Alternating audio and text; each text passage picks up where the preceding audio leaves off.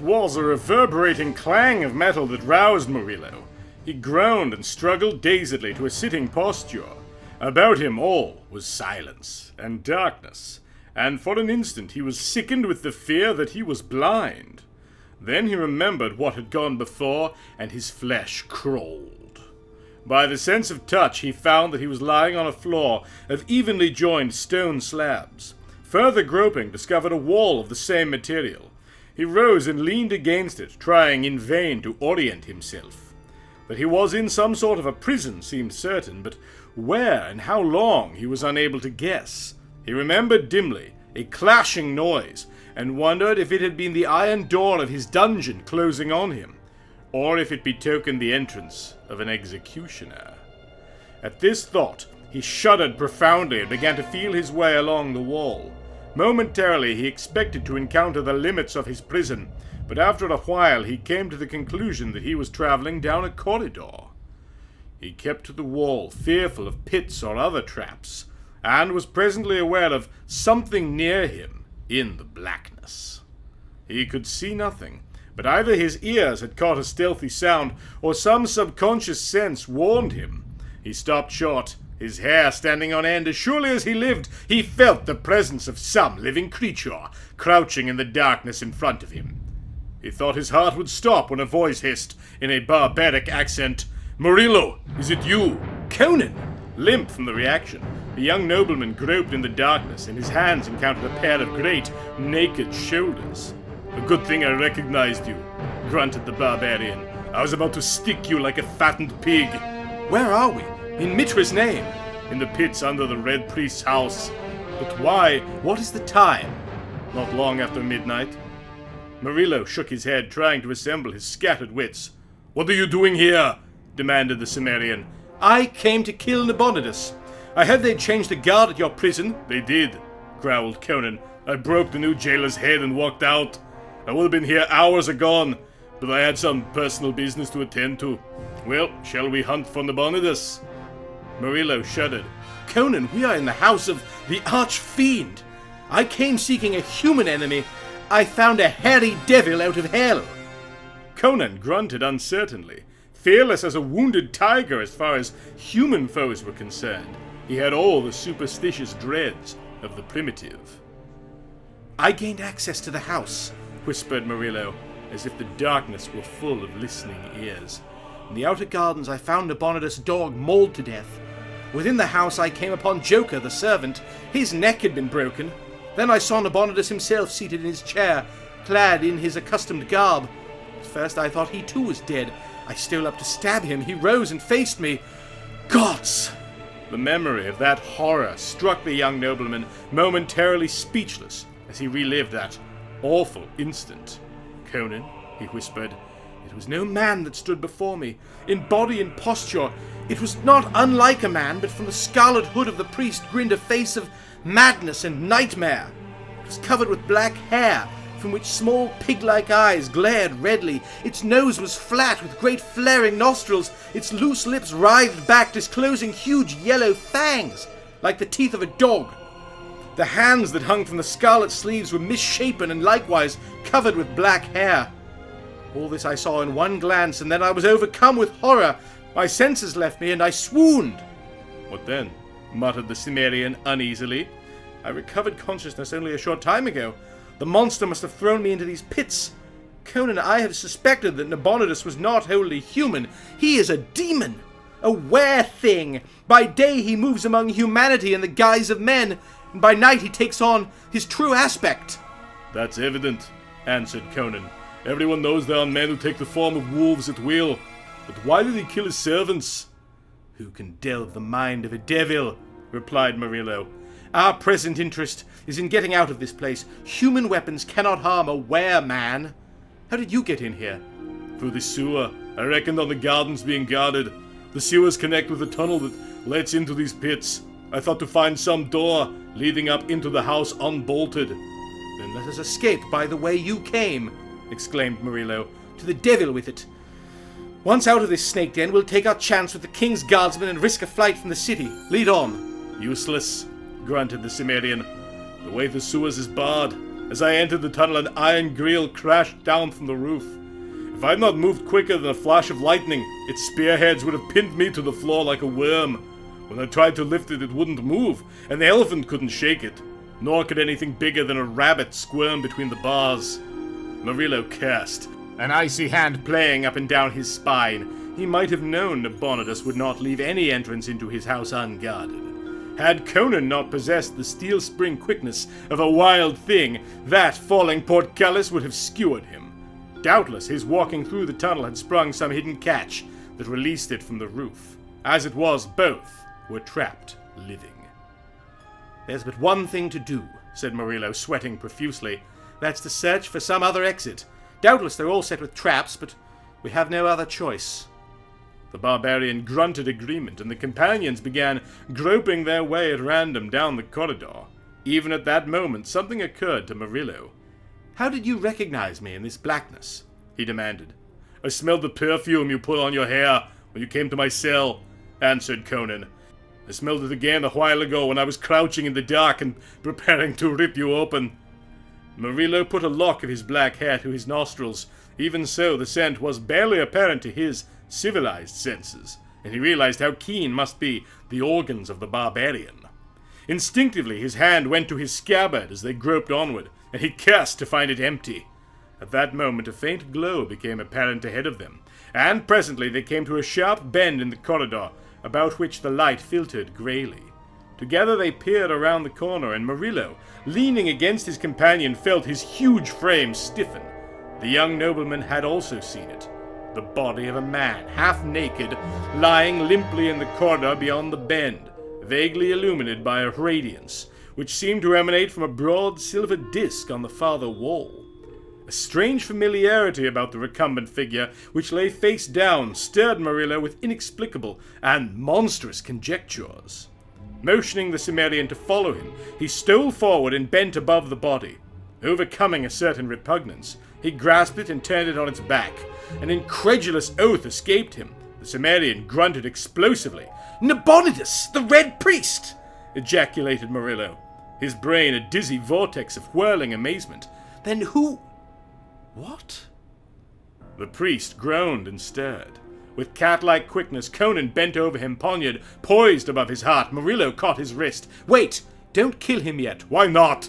demanded the Cimmerian. "He has cast off his were-guise and sleeps. Will you awaken him to tear us to pieces?" "No, wait," urged Murillo, trying to collect his jumbled wits. "Look, he is not sleeping. See that great blue welt on his shaven temple? He's been knocked senseless. He may have been lying here for hours." "I thought you swore you saw him in beastly shape in the house above," said Conan. "I did. Or else he's coming to. Keep back your blade, Conan. There is a mystery here even darker than I thought. I must have words with this priest before we kill him." Nabonidus lifted a hand vaguely to his bruised temple, mumbled, and opened his eyes. For an instant they were blank and empty of intelligence. Then life came back to them with a jerk, and he sat up, staring at the companions. Whatever terrific jolt had temporarily addled his razor-keen brain, it was functioning with its accustomed vigor again. His eyes shot swiftly about him, then came back to rest on Murillo's face. "You honor my poor house, young sir," he laughed coolly, glancing at the great figure that loomed behind the young nobleman's shoulder. "You have brought a bravo, I see. Was your sword not sufficient to sever the life of my humble self?" "Enough of this," impatiently returned Murillo. "How long have you lain here?" "A peculiar question to put to a man just recovering consciousness," answered the priest.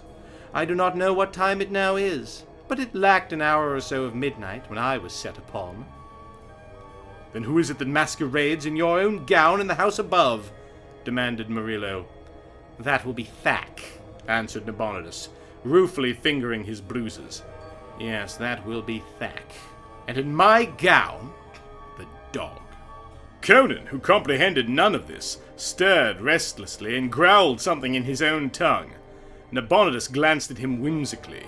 "Your bully's knife yearns for my heart, Murillo," he said. "I thought you might be wise enough to take my warning and leave the city."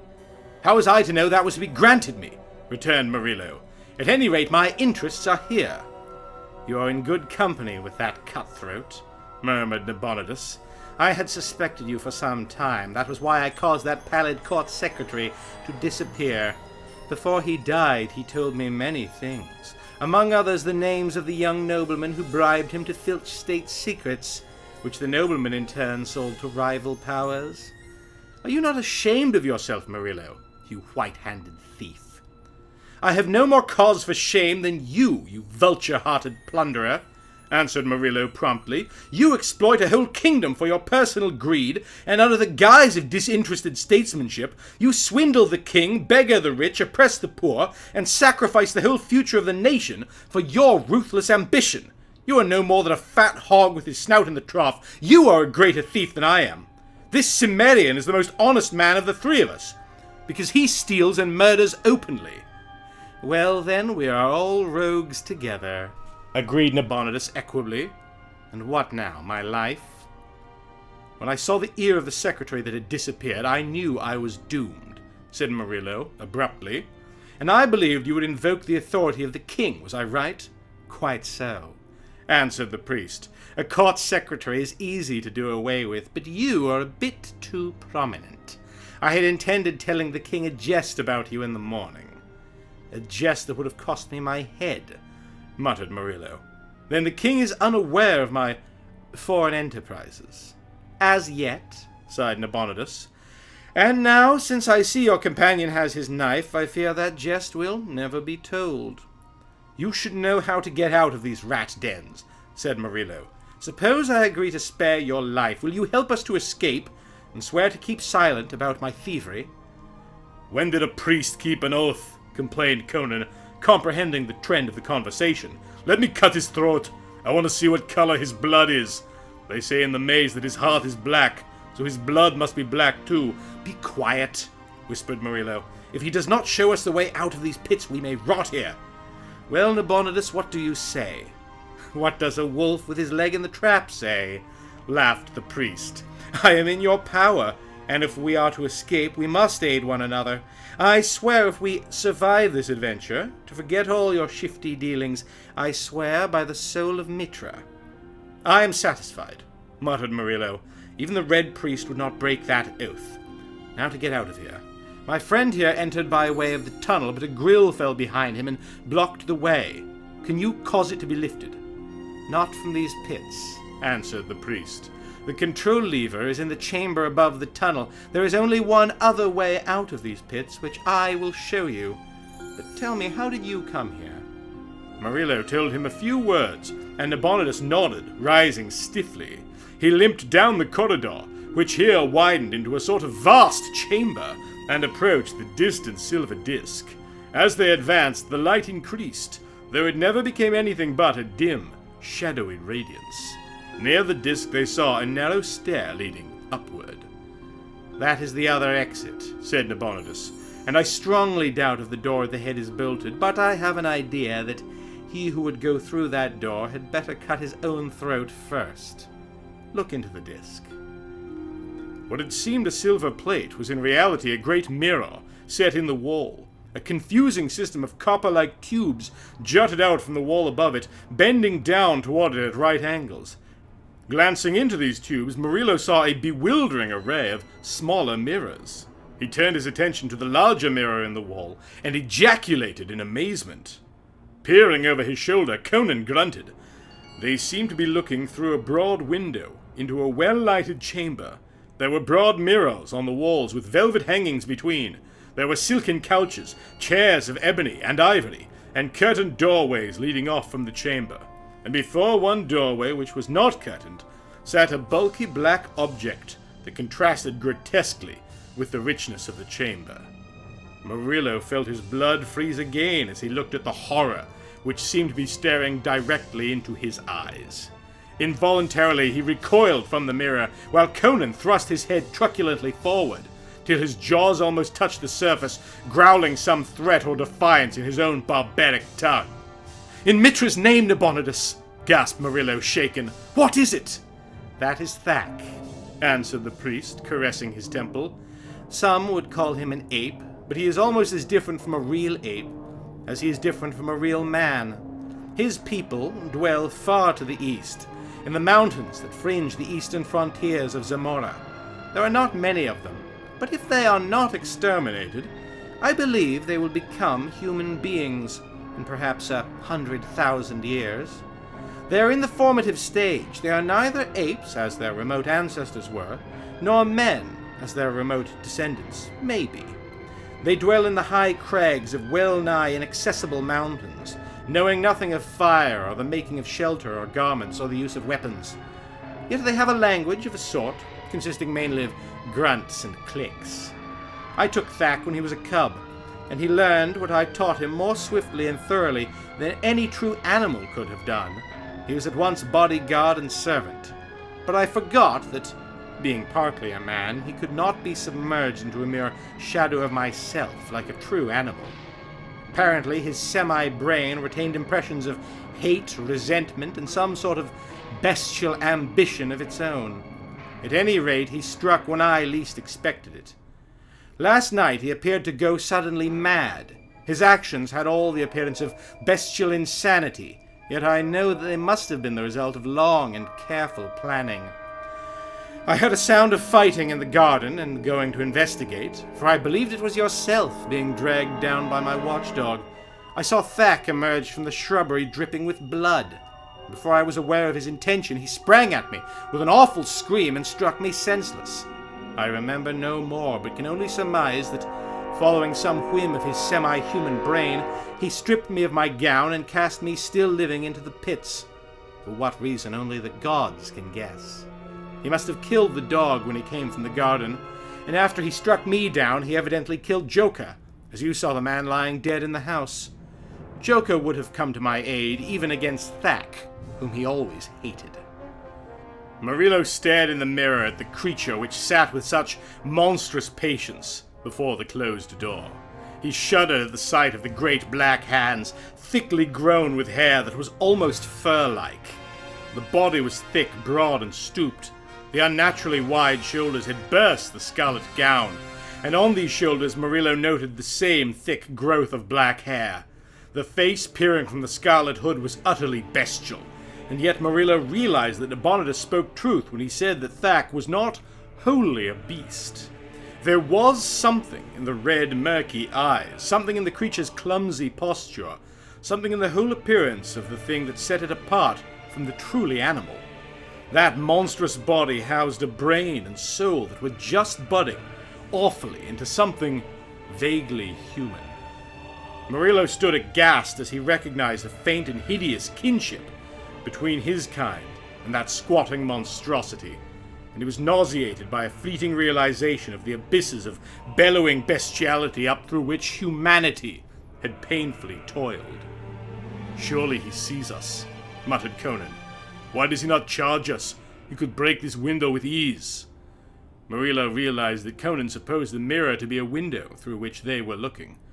"He does not see us," answered the priest. "We are looking into the chamber above us.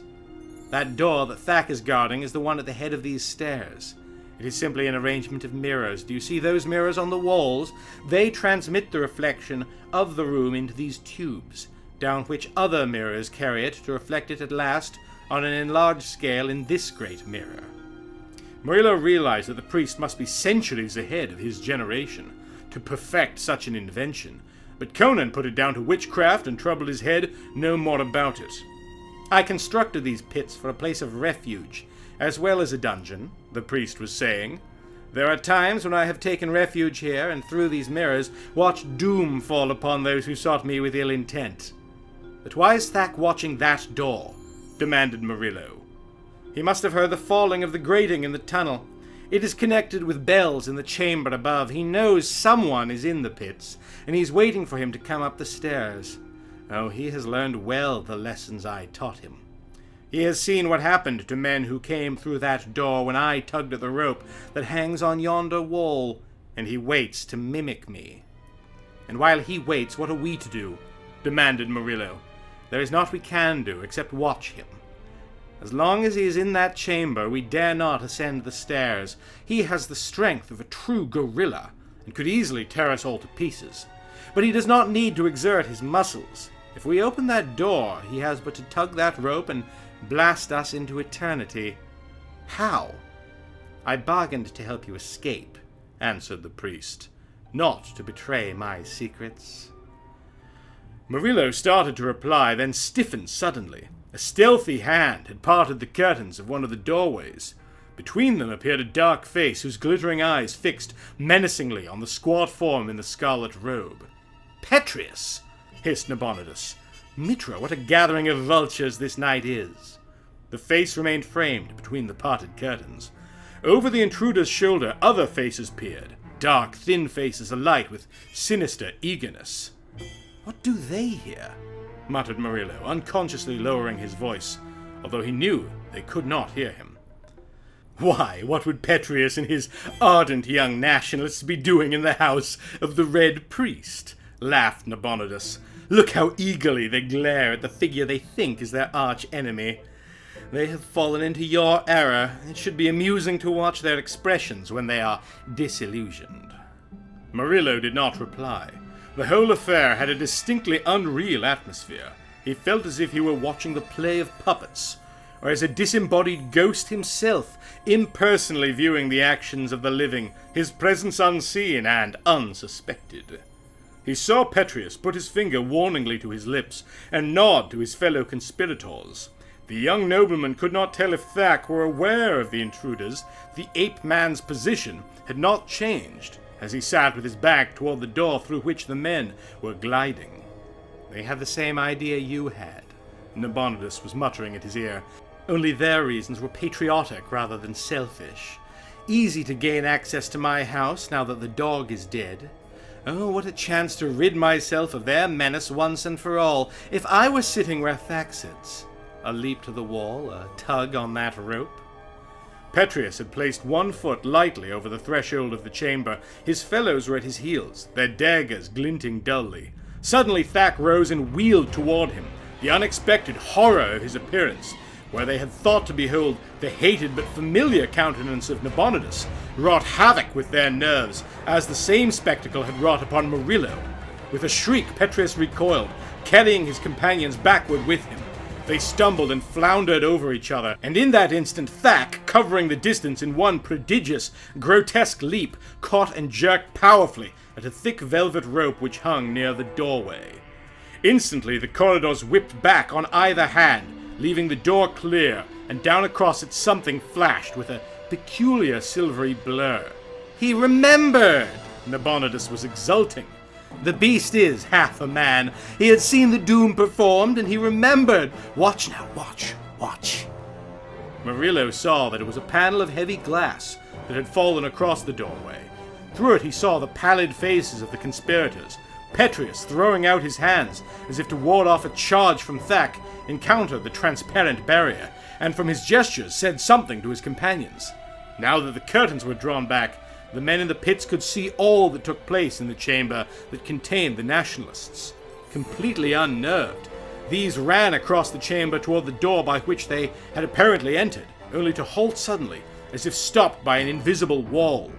The jerk of the rope sealed that chamber, laughed Nabonidus. It is simple, the glass panels work in grooves in the doorways. Jerking the rope trips the spring that holds them. They slide down and lock in place, and can only be worked from outside. The glass is unbreakable. A man with a mallet could not shatter it. The trapped men were in a hysteria of fright. They ran wildly from one door to another, beating vainly at the crystal walls, shaking their fists wildly at the implacable black shape which squatted outside. Then one threw back his head, glared upward, and began to scream, to judge from the working of his lips, while he pointed toward the ceiling. The fall of the panels released the clouds of doom, said the Red Priest, with a wild laugh. The dust of the grey lotus from the swamps of the dead beyond the land of Kitai. In the middle of the ceiling hung a cluster of gold buds. These had opened like the petals of a great carven rose, and from them billowed a grey mist that swiftly filled the chamber. Instantly the scene changed from one of hysteria to one of madness and horror. The trapped men began to stagger. They ran in drunken circles, froth dripped from their lips, which twisted as in awful laughter. Raging, they fell upon one another with daggers and teeth, slashing, tearing, slaying, in a holocaust of madness. Murillo turned sick as he watched, and was glad that he could not hear the screams and howls with which that doomed chamber must be ringing. Like pictures thrown on a screen, it was silent. Outside the chamber of horror, Thak was leaping up and down in brutish glee, tossing his long hairy arms on high. At Murillo's shoulder, Nabonidus was laughing like a fiend. Ha! A good stroke, Petrius. That fairly disemboweled him. Now one for you, my patriotic friend. So they are all down, and the living tear the flesh of the dead with their slavering teeth. Murillo shuddered. Behind him the Cimmerian swore softly in his uncouth tongue. Only death was to be seen in the chamber of the grey mist. Torn, gashed, and mangled, the conspirators lay in a red heap, gaping mouths and blood-dabbled faces staring blankly upward through the slowly swirling eddies of grey. Thak, stooping like a giant gnome, approached the wall where the rope hung and gave it a peculiar sideways pull. "He is opening the farther door," said Nabonidus. "By Mitra, he is more of a human than even I had guessed. See, the mist swirls out of the chamber and is dissipated. He waits to be safe. Now he raises the other panel. He is cautious. He knows the doom of the Grey Lotus, which brings madness and death. By Mitra." Murillo jerked about at the electric quality of the exclamation. "Our one chance," exclaimed Nabonidus. "If he leaves the chamber above for a few minutes, we will risk a dash up those stairs." Suddenly tense, they watched the monster waddle through the doorway and vanish. With the lifting of the glass panel, the curtains had fallen again, hiding the chamber of death. "We must chance it," gasped Nabonidus, and Murillo saw perspiration break out on his face. "Perhaps he will be disposing of the bodies, as he has seen me do. Quick, follow me up those stairs." He ran toward the steps, and up them with an agility that amazed Murillo. The young nobleman and the barbarian were close at his heels, and they heard his gusty sigh of relief as he threw open the door at the top of the stairs. They burst into the broad chamber they had seen mirrored below. Thak was nowhere to be seen. "He's in that chamber with the corpses," exclaimed Murillo. "Why not trap him there as he trapped them?"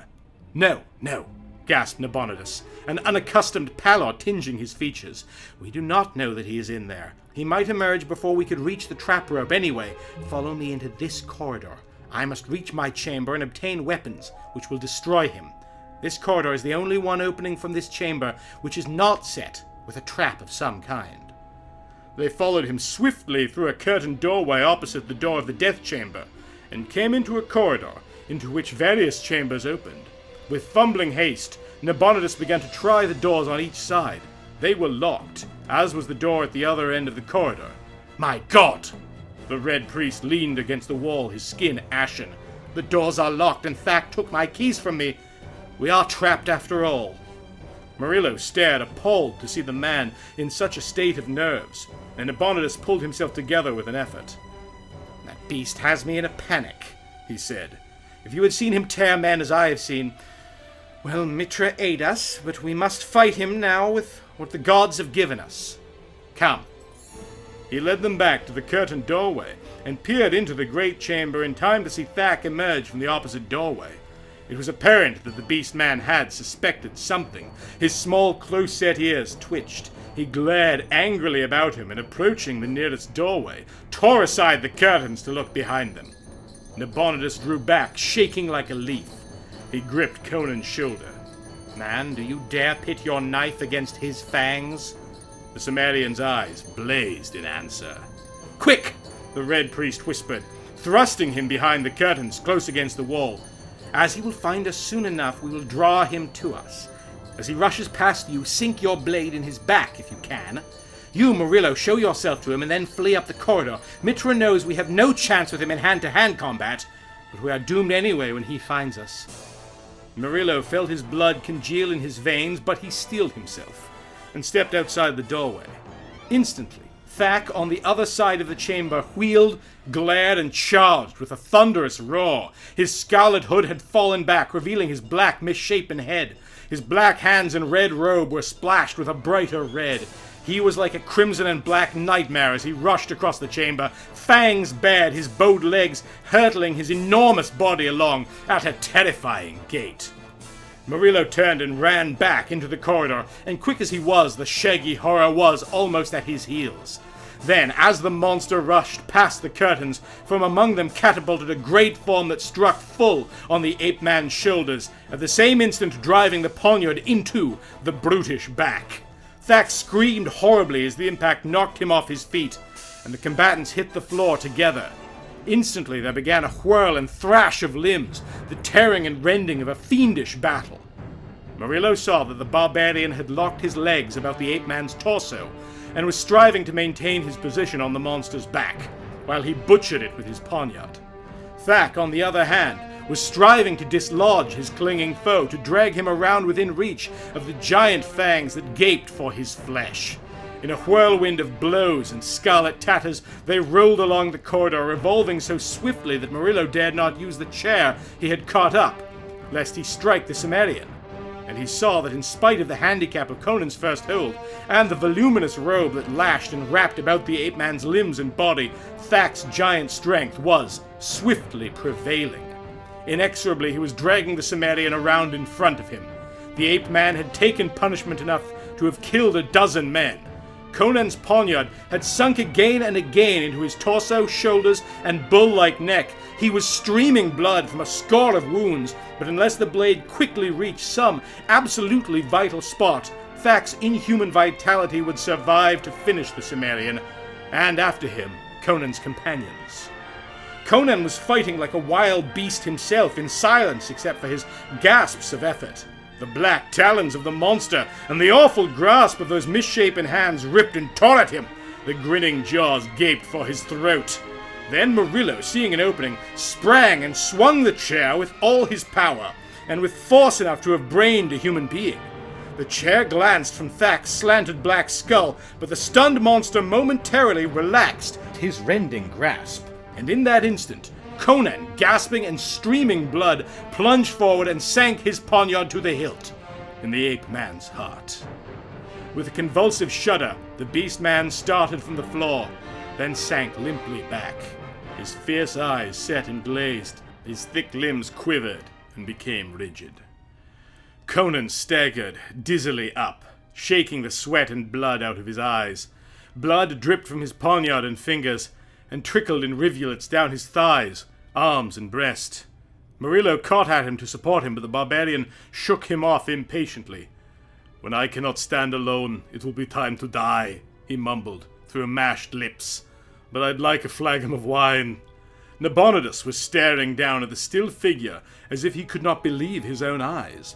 Black, hairy, abhorrent, the monster lay grotesque in the tatters of the scarlet robe, yet more human than bestial even so, and possessed somehow of a vague and terrible pathos. Even the Cimmerian sensed this, for he panted, "I have slain a man tonight, not a beast.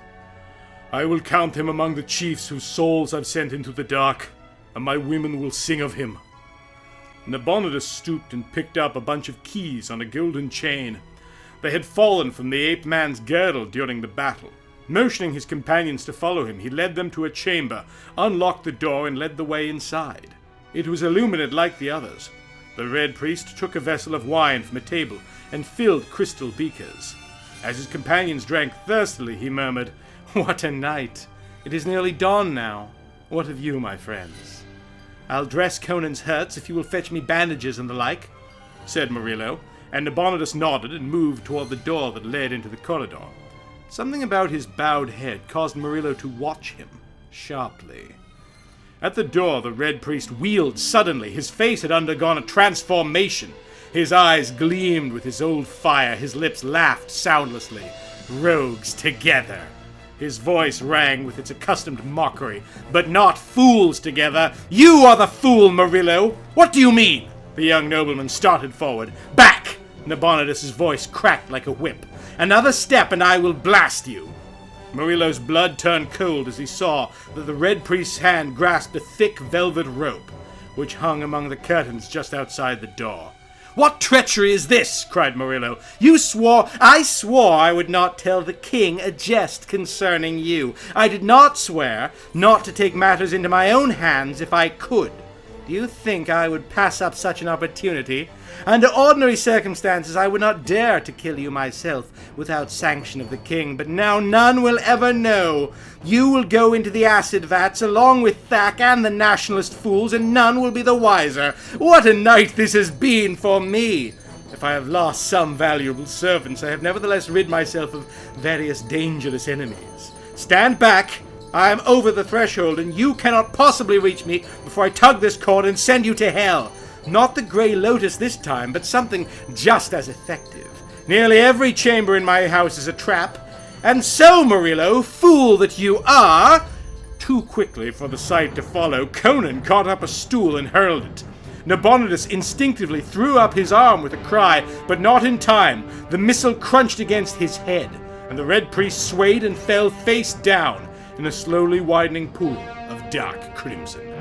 His blood was red after all, grunted Conan. Murillo raked back his sweat-plastered hair with a shaky hand as he leaned against the table, weak from the reaction of relief. It is dawn, he said. Let us get out of here before we fall afoul of some other doom. If we can climb the outer wall without being seen, we won't be connected with this night's work. Let the police write their own explanation. He glanced at the body of the Red Priest, where it lay etched in crimson, and shrugged his shoulders. He was the fool after all. Had he not paused to taunt us, he could have trapped us easily. Well, said the Cimmerian tranquilly, he's traveled the road all rogues must walk at last. I'd like to loot the house, but I suppose we'd best go. As they emerged into the dimness of the dawn-whitened garden, Murillo said, The Red Priest has gone into the dark, so my road is clear in the city, and I have nothing to fear. But what of you? There is still the matter of that priest in the maze, and I'm tired of this city anyway, grinned the Cimmerian. You mentioned a horse waiting at the rat's den. I'm curious to see how fast that horse can carry me into another kingdom. There's many a highway I want to travel before I walk the road Nabonidus walked this night. So I just want to point out that Conan killed Nabonidus by throwing his stool at him. And it must have been a very hard stool indeed. As always, I want to say a huge thank you to all of the incredible people whose names you see moving up the screen right now. Particular thanks to Andre D., Bananafish, Metamorph, Michael Fattori, Wathgwen, and Zanazira. And if you enjoyed this adventure, please consider joining all of them and supporting this channel on Patreon. There's all kinds of cool perks available, and, I would really appreciate it. Now that this series is done and Irene Idsley is done, we'll be going back to Bill the Blighted next week, and then we'll be starting another short series, or perhaps you could say, wrapping up an ongoing series. Also, if there's any other classic pulp stories, or even kinds of pulp stories that you'd love to hear me take a crack at, please let me know in the comments. I'm always looking for suggestions, input, and, just ideas for the kind of story that would be fun to feature. In the meantime, thanks for watching, and thanks for being you.